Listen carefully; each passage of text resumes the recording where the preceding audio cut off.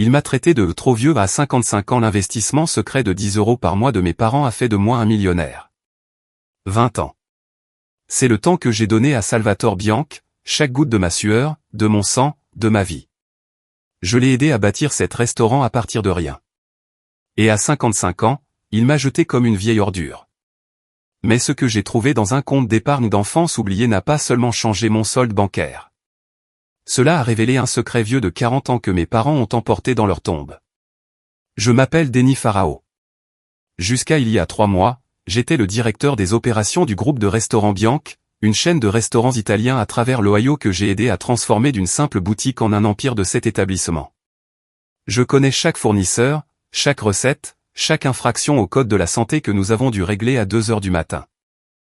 J'ai formé chaque directeur, résolu chaque crise, et lorsque les propres membres de la famille de Salvatore Bianchi l'ont volé, c'est moi qui ai géré la situation discrètement pour lui épargner l'embarras. Je ne vous raconte pas cette histoire pour faire pitié. Je la raconte parce que parfois, la vie vous frappe si fort que vous pensez ne jamais pouvoir vous relever, puis vous découvrez que vos parents l'avaient vu venir il y a 40 ans et avaient préparé un filet de sécurité dont vous ignoriez l'existence. Il s'agit de bien plus que d'argent. Il s'agit de la façon dont 2 ouvriers de Cleveland ont compris quelque chose sur la valeur qu'un propriétaire de restaurant millionnaire n'a jamais pu saisir. Mon père, Eugène, est décédé en 2010. Il a travaillé 43 ans à l'usine Ford de Brook Park. Jamais un jour d'absence, jamais une plainte. Ma mère, Dorothy, est décédée 5 ans plus tard. Elle assemblait des circuits imprimés chez Lincoln Electric, ses doigts agiles et précis même à 70 ans. Ils ont vécu dans la même maison de plain-pied à 3 chambres qu'ils ont achetée en 1978. Ils conduisaient des voitures d'occasion. Ils tondaient leur propre pelouse jusqu'au jour où ils n'ont plus pu le faire. Et apparemment, pendant qu'ils découpaient des coupons de réduction et profitaient des soldes, ils orchestraient également le plus grand tour de magie que j'ai jamais vu. Mais je m'emballe. Laissez-moi vous dire ce que l'on ressent quand on consacre toute sa vie d'adulte au rêve de quelqu'un d'autre, pour ensuite s'entendre dire qu'on est trop vieux pour compter. Laissez-moi vous parler du matin où je suis entré dans une banque avec rien d'autre que le désespoir et où j'en suis sorti en comprenant ma vie entière différemment. Plus important encore, laissez-moi vous dire pourquoi mes parents, qui n'ont jamais eu plus de 5 000 € sur leur compte courant à un moment donné, savaient quelque chose sur Warren Buffett qui sauverait un jour leur fils de la ruine complète. Ce n'est pas seulement mon histoire. C'est l'histoire de chaque personne à qui on a dit qu'elle était devenue trop vieille pour être pertinente. C'est pour tous ceux qui se sont demandé si la loyauté signifiait encore quelque chose. Et c'est certainement pour quiconque a déjà sous-estimé la sagesse de ses parents parce qu'elle était emballée dans un simple casse-croûte plutôt que dans un diplôme de Harvard. Alors, laissez-moi vous ramener 3 mois en arrière, dans le bureau au Lambris d'Acajou où Salvatore Bianchi, l'homme qui m'appelait autrefois son fils américain, m'a expliqué pourquoi, à 55 ans, j'avais apparemment atteint la date d'expiration de mon utilité.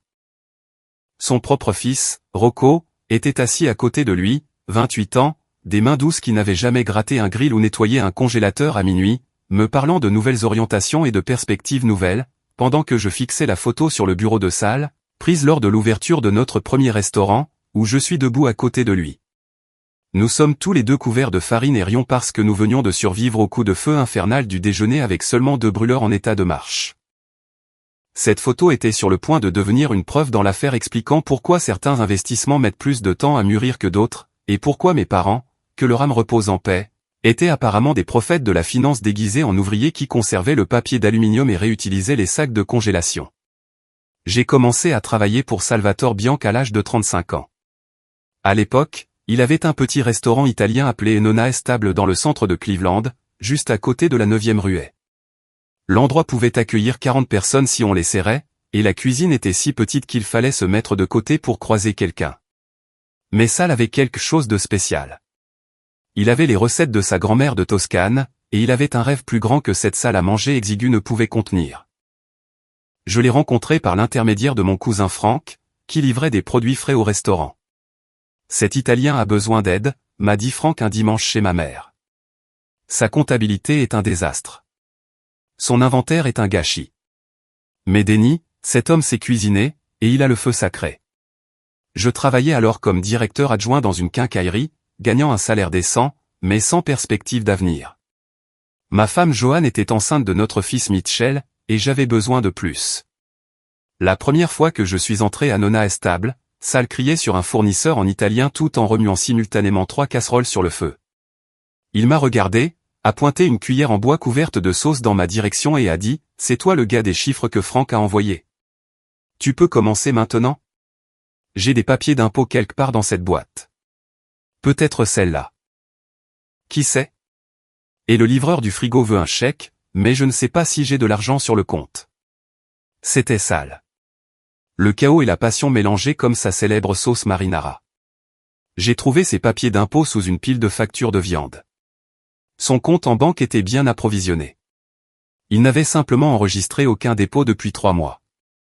À la fin de cette première journée, j'avais organisé son bureau désastreux, négocié un meilleur prix avec le livreur du réfrigérateur et aidé à servir le dîner lorsque son serveur s'est porté malade. « Tu restes », a déclaré Sal à la fermeture, en me tendant une assiette des meilleures lasagnes que j'ai jamais goûtées. « Je te nomme directeur des opérations. » C'est quoi, un directeur des opérations ? Je ne sais pas. Mais tu gères tout ce qui n'est pas la cuisine. Marché conclu. Johan a compris pourquoi j'ai dit oui. Il croit en toi, a-t-elle dit ce soir-là, sa main sur son ventre arrondi. Et tu crois en lui. C'est rare, Denis. Pendant 20 ans, cette conviction a guidé tout ce que j'ai fait. Quand Sal a voulu ouvrir un deuxième restaurant, j'ai trouvé le local, négocié le bail et supervisé la rénovation tout en gérant le restaurant d'origine.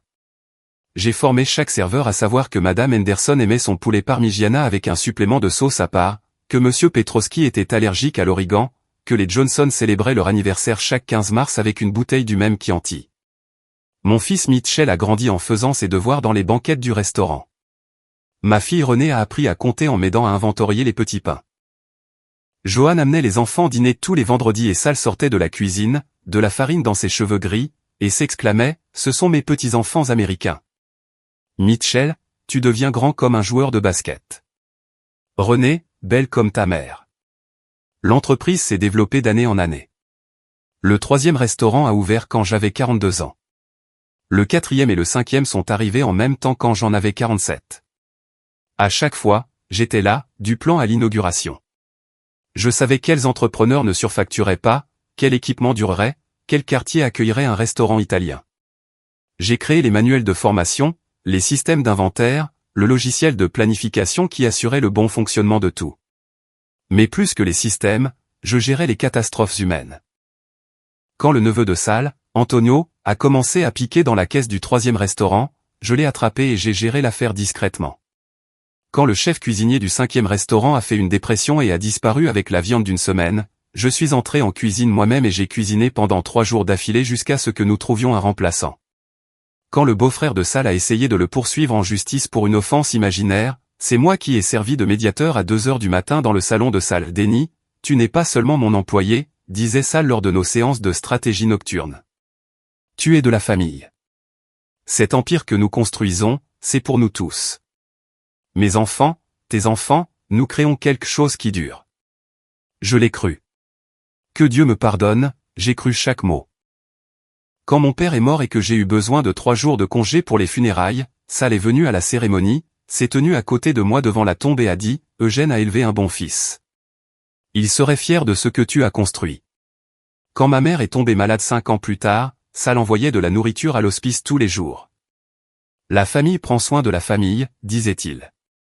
Pour mon 55e anniversaire, nous avions cet restaurant employant plus de 200 personnes. Je connaissais chacun de leurs noms, les noms de leurs enfants, leurs histoires. Je pensais que je construisais quelque chose de permanent, quelque chose qui comptait. Je pensais que la loyauté et le dévouement s'additionnaient pour former la sécurité. J'avais tort à propos de Sal. Mais il s'est avéré que j'avais aussi tort à propos de mes parents, qui jouaient un jeu à plus long terme que nous ne pouvions l'imaginer. 3 semaines après mon 55e anniversaire, tout a changé. C'était un mardi matin de mars, anormalement froid, et je suis arrivé au restaurant phare à 7h30, comme toujours. Je passais en revue les recettes de la veille lorsque la secrétaire de Sal, Marie, a appelé. Monsieur Bianc veut vous voir dans son bureau. Rocco sera là aussi. Rocco. Le plus jeune fils de Sal, fraîchement sorti de la Wharton Business School, traînait dans les restaurants depuis 6 mois. Il portait des costumes à 1000 € et un portefeuille en cuir partout, prenant des notes sur sa tablette tout en nous regardant travailler. Il n'avait jamais roulé un seul couvert dans une serviette, n'était jamais resté après 21 heures, n'avait jamais affronté un client en colère ou un congélateur en panne un samedi soir. Mais il avait des opinions sur tout. Je suis entré dans le bureau de Sal, dans le nouvel immeuble de bureau que nous avions loué l'année précédente. Sal était assis derrière son immense bureau en chêne, celui que je l'avais aidé à choisir lors d'une vente de succession. Rocco était affalé dans le fauteuil en cuir à côté de lui, faisant défiler son téléphone. Les murs étaient couverts de photos des ouvertures de nos restaurants au fil des ans.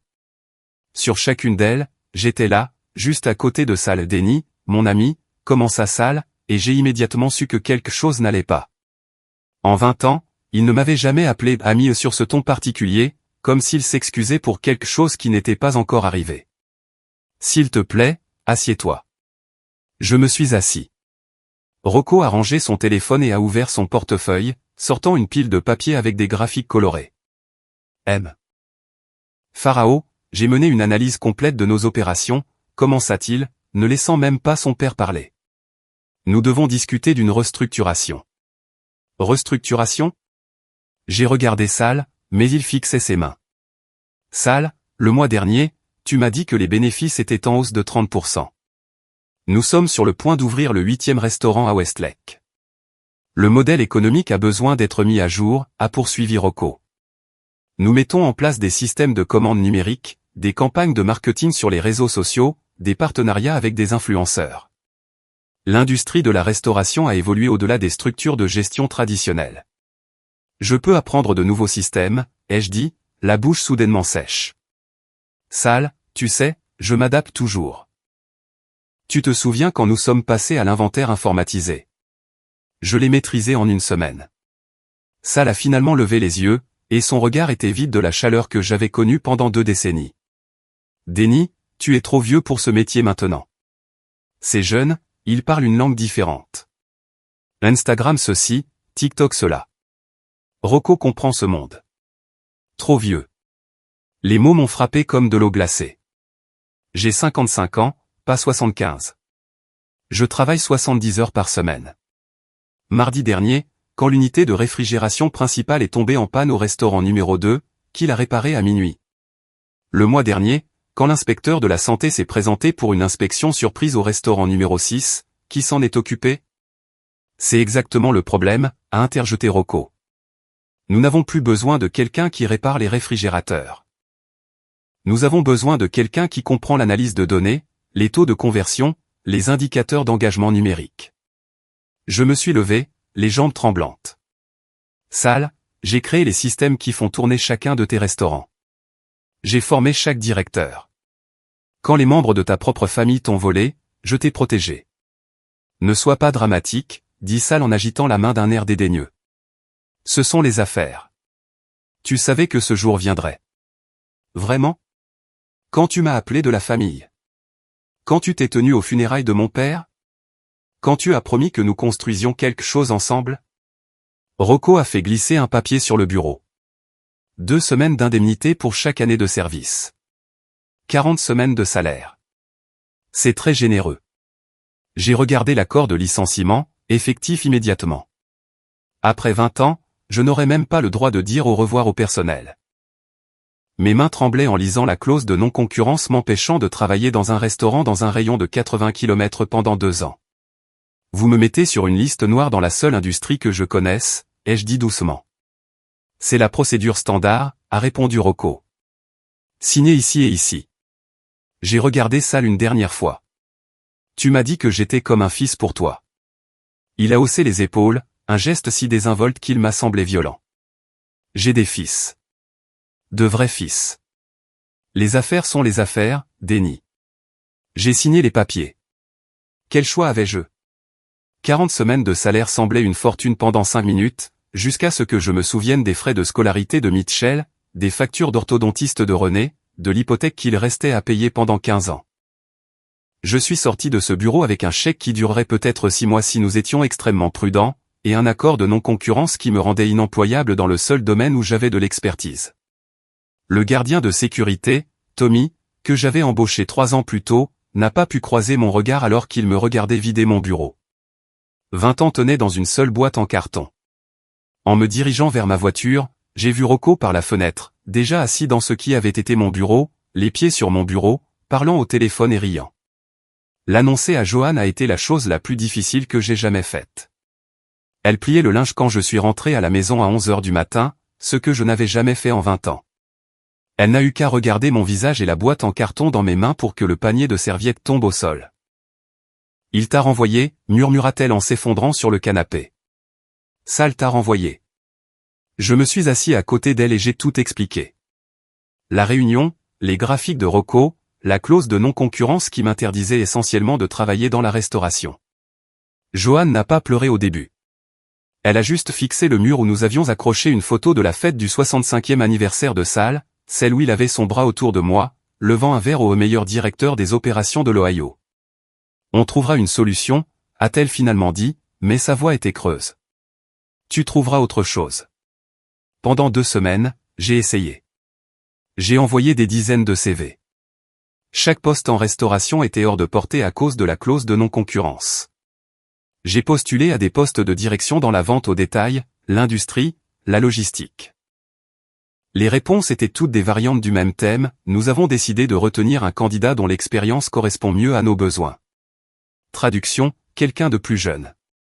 Un responsable du recrutement, plus honnête que les autres, m'a dit la vérité lors d'un entretien téléphonique.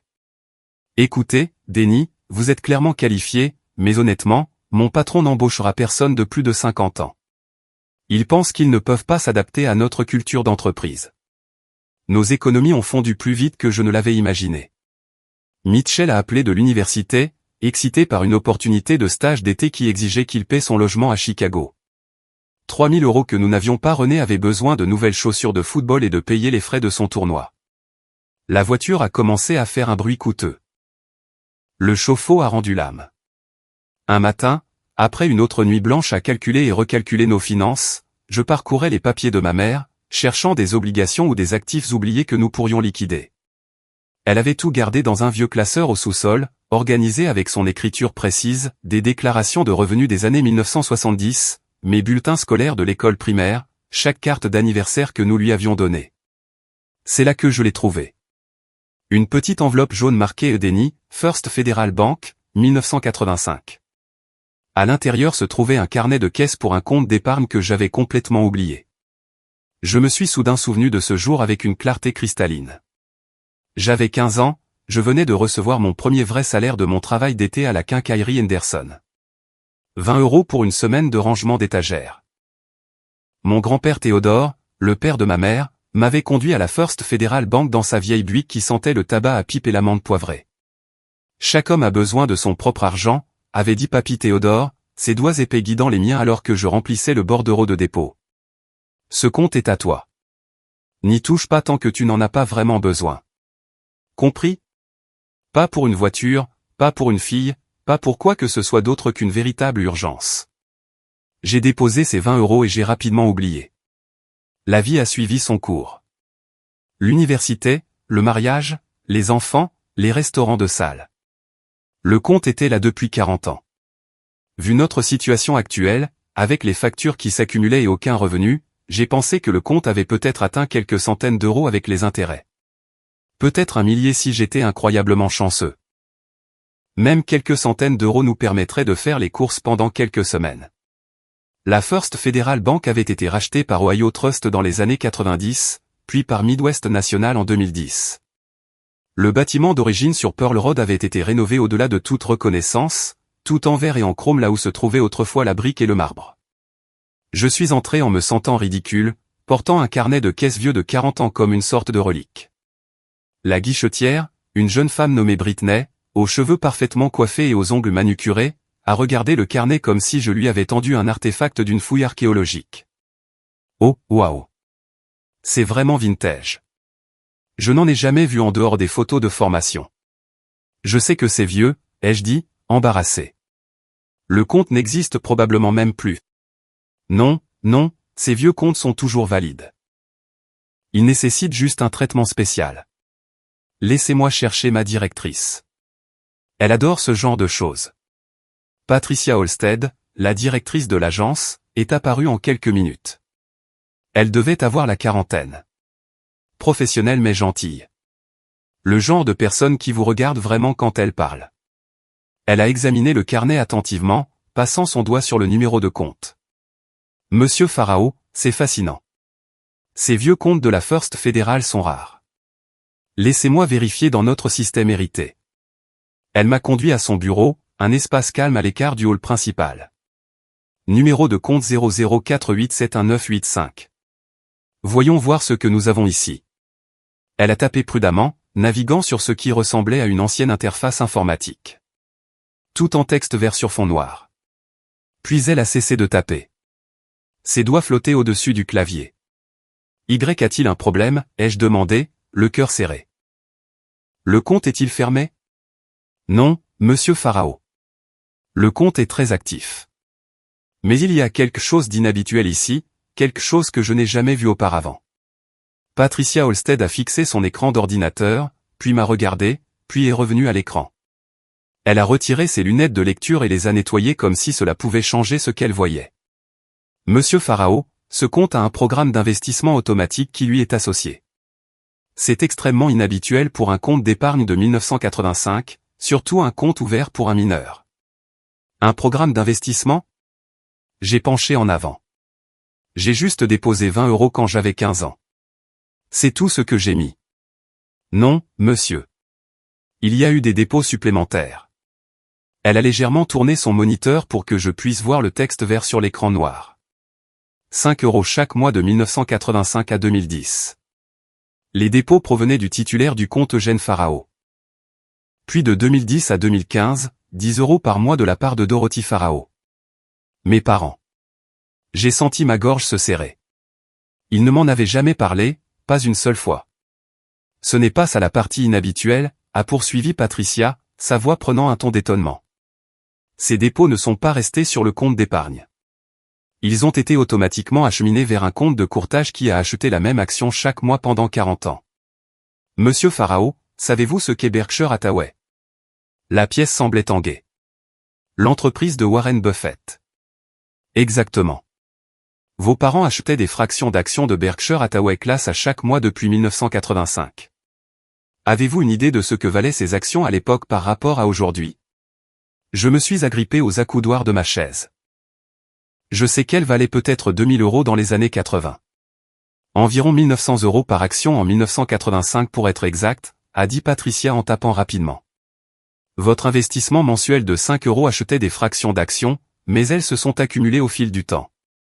Monsieur Pharaon, une action de Berkshire Hathaway Class se négocie actuellement à plus de 500 000 €. Ce n'est pas possible. C'est tout à fait exact. Elle a lancé une impression et des pages ont commencé à sortir de son imprimante. Votre compte a acheté des fractions d'actions chaque mois pendant 40 ans. La croissance composée, les fractionnements d'actions qui n'ont jamais eu lieu parce que Buffett n'y croit pas, l'accumulation au fil du temps. Elle a pris les pages de l'imprimante et les a étalées sur son bureau.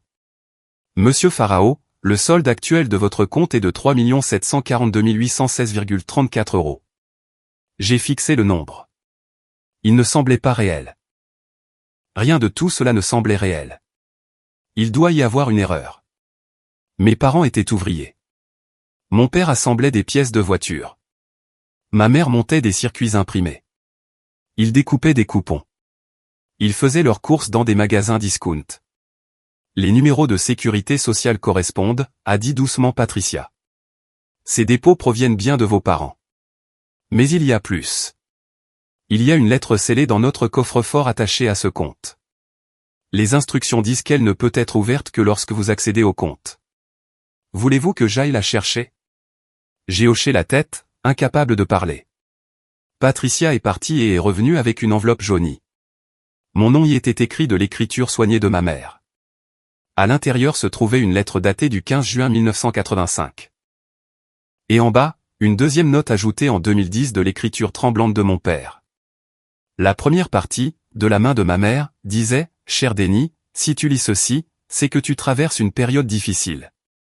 Nous le savons parce que nous avons mis cela en place pour que tu ne puisses y accéder que lorsque tu en as vraiment besoin. Pas pour une voiture ou des vacances, mais quand la vie te met à terre. Le cousin de ton père, Raymond, travaille dans une banque à Omaha. Il nous a parlé de cet homme, Warren Buffett, qui pense différemment l'argent. Raymond a dit, ce type, Buffett, achète des entreprises et les garde pour toujours, il croit en la patience plutôt qu'au tape à accent grave l'œil. Ton père et moi ne comprenons pas tout, mais nous comprenons ceci, les bonnes choses poussent lentement. Les arbres, les enfants, l'amour, et apparemment l'argent investi judicieusement. Chaque 5 € que nous mettions de côté venait de quelque part. Un déjeuner de moins au restaurant, marcher au lieu de conduire quand l'essence était chère, réparer les choses au lieu de les remplacer. Nous l'avons fait parce que nous savons que le monde peut être cruel. Nous savons que parfois, de bonnes personnes qui travaillent dur sont jetées. Si cela t'arrive, souviens-toi que ta valeur n'est pas déterminée par ce que les autres pensent. Tu es notre plus grand investissement. Avec tout notre amour, maman. La deuxième note, ajoutée 25 ans plus tard de l'écriture de mon père, était plus courte, je continue de mettre de l'argent chaque mois, fiston. Buffett avait raison sur la patience. Ta mère pense que nous devrions te le dire, mais je dis non. Tu n'en as pas encore besoin. Tu te débrouilles très bien avec Sal. Mais si jamais tu en as besoin, souviens-toi que nous avons toujours su que tu valais plus que ce que quiconque pourrait jamais te payer. Papa. 2010, Patricia m'a tendu un mouchoir. Je n'avais pas réalisé que je pleurais avant que les larmes ne tombent sur les papiers. Monsieur Farao, il y a aussi une note dans le système du côté des investissements. Vos parents ont spécifiquement choisi Berkshire Hathaway. Ils n'ont jamais diversifié, jamais vendu une seule action. Ils ont acheté à travers chaque récession, chaque boom, chaque crise.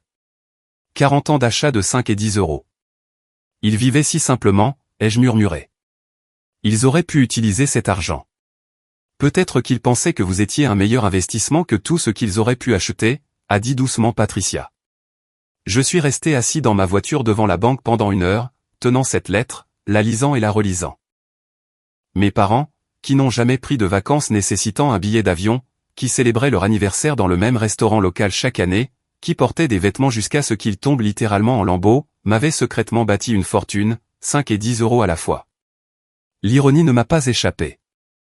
Salvatore Bianchi, qui conduisait une Mercedes et portait une Rolex, qui parlait constamment de bâtir un empire, m'avait jeté parce qu'il pensait que ma valeur avait expiré. Pendant ce temps, mes parents, qui conduisaient des Ford d'occasion et portaient des montres Timex, avaient tout misé sur le principe que la valeur se compose avec le temps. Quand je suis finalement rentré à la maison et que je l'ai dit à Joanne, elle s'est effondrée sur le sol de la cuisine, en sanglots. Pas de tristesse, mais de soulagement et d'émerveillement. Mitchell est rentré de l'université en voiture ce soir-là. René n'arrêtait pas de demander, c'est vrai? C'est vraiment vrai? Nous sommes restés assis autour de la table de la salle à manger jusqu'à 3 heures du matin, lisant la lettre de mes parents à haute voix encore et encore, riant et pleurant en même temps. Mais l'argent n'était qu'une partie de la révélation. Le vrai cadeau était de comprendre ce que mes parents avaient su depuis le début. Ils avaient investi dans Warren Buffett, oui, mais plus important encore, ils avaient compris sa philosophie. L'investissement de valeur ne consiste pas à obtenir des rendements rapides ou des gains spectaculaires. Il s'agit de reconnaître la vraie valeur et d'avoir la patience de la laisser croître. 2 semaines plus tard, j'ai ouvert mon propre restaurant. Rien de luxueux, rien de comparable aux établissements de salle avec leurs marbres importés et leurs meubles sur mesure. J'ai trouvé un petit local à la Queude, le genre d'endroit de quartier qui avait une bonne structure mais avait besoin d'amour. Je l'ai appelé le Eugène and Dorothy S et j'ai accroché la photo de mes parents près de l'entrée. J'ai d'abord embauché Martha. Sal l'avait renvoyé 6 mois avant moi, lui disant que 62 ans, c'était trop vieux pour diriger une cuisine. Elle a pleuré quand je lui ai offert le poste. Puis est venu Hector, 58 ans, que le fils de Sal, Rocco, avait remplacé par quelqu'un qui en savait plus sur Instagram que sur l'isolation. Louise, 67 ans, avait été licenciée d'un autre restaurant parce qu'elle était trop lente avec la technologie. Elle a mémorisé le nom et les préférences de chaque client en 1 semaine. Nous avons ouvert discrètement. Pas de campagne éclair sur les réseaux sociaux, pas d'événements avec des influenceurs. Juste de la bonne nourriture, des prix justes et des gens qui se souciaient vraiment de ce qu'ils faisaient. Les pâtes de Martha étaient de la poésie. Hector faisait tout fonctionner comme une horloge suisse. Louise donnait à chaque client l'impression de manger à la table de sa grand-mère. Le bouche-à-oreille a fonctionné comme autrefois, avant les algorithmes et les hashtags. Un client en parlant à un autre. Des familles qui venaient, puis revenaient, puis amenaient des amis. En 3 mois, nous avions une attente de 45 minutes les vendredis soirs. Rocco Bianchi s'est montré 6 mois après notre ouverture. Il se tenait à l'entrée de mon restaurant bondé, l'air plus petit que dans mon souvenir. Sa révolution numérique avait échoué de façon spectaculaire. 3 de leurs 7 restaurants avaient fermé. Ceux qui restaient luttaient. Mon père veut savoir si vous envisageriez de revenir, a-t-il dit, devant élever la voix pour couvrir le joyeux brouhaha du dîner. Il est prêt à discuter des conditions. J'ai regardé autour de mon restaurant. Martha apprenait à notre nouveau cuisinier, un jeune de 23 ans nommé David, comment assaisonner correctement la sauce. Hector réparait la chaise bancale d'un client tout en discutant avec lui en espagnol. Louise apportait un gâteau d'anniversaire surprise pour Monsieur Patterson, notre habitué qui dînait seul tous les jeudis. Dis à Sal merci, mais je suis trop vieux pour son business, ai-je dit. Je suis juste à l'âge parfait pour le mien. Rocco est parti sans commander. J'ai appris plus tard que 2 autres restaurants Bianchi ont fermé dans l'année. Sal a pris sa retraite en Floride. Son empire réduit à l'original Nona est stable, maintenant géré par son neveu. Pendant ce temps, Eugène et Dorothy se prospèrent. Nous ne sommes pas un empire. Nous sommes juste un restaurant qui fait les choses bien. Mes parents auraient adoré. Pas pour le succès, mais pour la philosophie qui le sous-tend. Nous investissons dans les gens, non pas malgré leur âge, mais à cause de celui-ci. Nous valorisons la sagesse, la patience et la loyauté. Les choses qui s'apprécient vraiment avec le temps. Les plus de 3 millions d'euros? La majeure partie est toujours investie, continue de croître. Parce que mes parents m'ont appris la leçon la plus précieuse de toutes. La richesse ne réside pas dans ce que vous pouvez dépenser. Elle réside dans ce que vous pouvez construire, ce que vous pouvez transmettre, ce que vous pouvez devenir lorsque quelqu'un croit que vous valez l'investissement. Parfois, la plus grande fortune n'est pas de trouver de l'argent dont on ignorait l'existence. C'est de découvrir que quelqu'un vous a suffisamment aimé pour planter des arbres dont il ne profiterait jamais de l'ombre, croyant absolument qu'un jour, quand vous en auriez le plus besoin, vous comprendriez que votre valeur n'a jamais été déterminée par l'opinion de quiconque, mais qu'elle a toujours été là, grandissant tranquillement, attendant le moment parfait pour s'épanouir.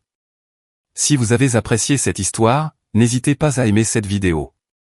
Partagez-la avec quelqu'un qui a besoin d'entendre que sa valeur ne fait qu'augmenter avec le temps.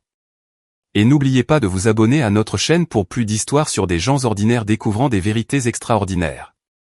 Rappelez-vous, parfois le meilleur investissement n'est pas en bourse, mais dans la conviction que quelqu'un vaut plus que ce que le monde prétend. Jusqu'à la prochaine fois, c'est l'histoire de Denny, mais elle pourrait bien être la vôtre.